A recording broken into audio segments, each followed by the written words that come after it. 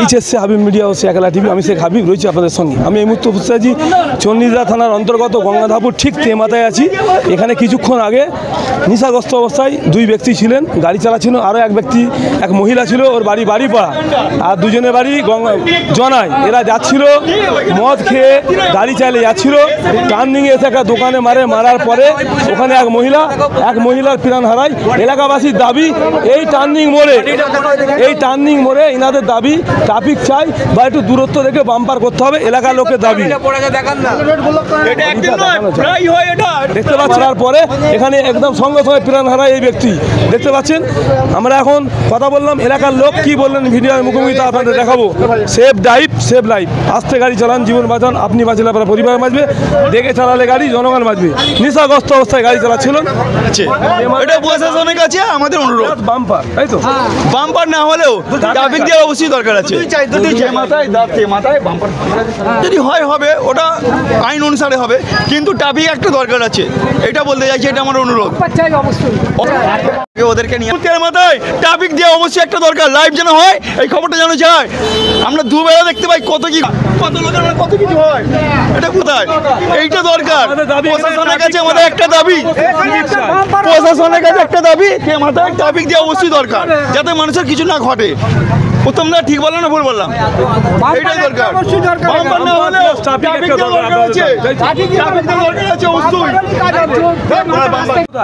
আমাদের ভাই জনাই রোড। কোথায় যাচ্ছিলে?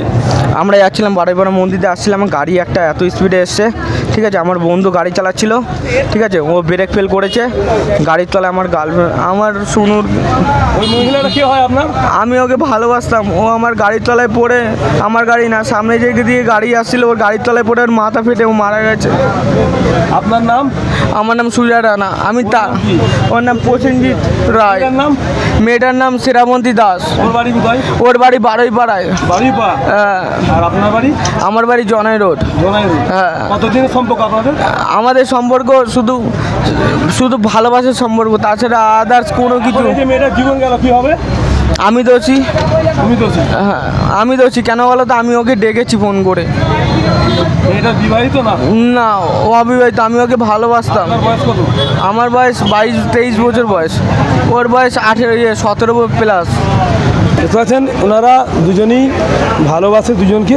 ওরা যাচ্ছিল, একজন বাড়ি জনায়, একজন বাড়ি বাড়িপাড়া। যাওয়ার পথে ওরা নেশাগ্রস্ত অবস্থায় আছে, পুরো দুজনই ভরপুর মদ খেয়ে আছে। কোথায়? মহিলাটা বলছে মদ খায়নি, এরা দুজন কিন্তু মদ খেয়ে আছে, পুরো নেশা করে আছে। এই যে গাড়ি দেখতে পাচ্ছেন, এই যে গাড়ির নম্বর হচ্ছে WB18 AF 4543 গাড়ির নম্বর। এই জায়গায় আছে এখন, এখানে শয়ে লোক জড়ো হয়ে গেছে। ঠিক গঙ্গাধাপুর ঠিক টার্নিংয়ে হয়েছে, মানে এখানেই মহিলা স্পট ডেট হয়ে গেছে। মহিলাটা একদম রক্তাক্ত অবস্থায় পড়ে আছে, দেখতে পাচ্ছেন। আমরা এখন ওই চিত্র দেখাতে পারবো না।